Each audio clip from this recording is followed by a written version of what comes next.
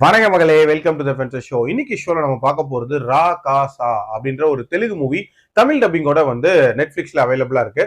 இந்த படம் ஒரு ஃபன் கலந்த ஃபேண்டசி ஹாரர் த்ரில்லர். ஆக்சுவலா ஒரு ஊருக்குள்ள இருக்கக்கூடிய ஒரு பாலடைஞ்ச கோட்டை, அந்த கோட்டைக்குள்ள இருக்கக்கூடிய ஒரு ராட்சசன், அந்த ராட்சசன் மனிதர்களை இதுக்கு முன்னாடி காவு கேட்டுட்டு இருந்தான் அப்படின்ற மாதிரியான ஒரு கதை அந்த ஊருக்குள்ள இருக்கு.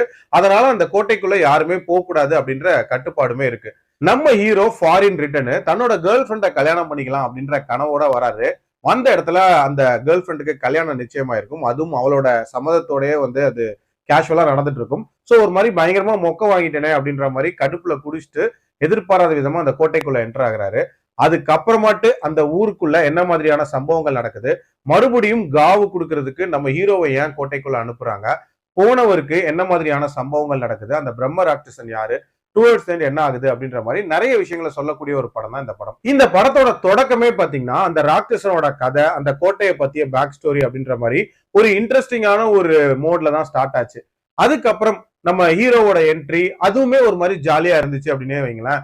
அதுக்கப்புறம் அந்த ஃபர்ஸ்ட் ஹாஃப கொண்டு போன விதம் அப்படின்றது ரொம்ப ரொம்ப ஆர்டினரியா இருந்துச்சு. ஒரு வழக்கமான காமெடி டிராமா படங்கள்ல அதுவும் சுமாரான காமெடி இருந்தா எப்படி இருக்கும், அந்த மாதிரி தான் கொண்டு போயிருந்தாங்க.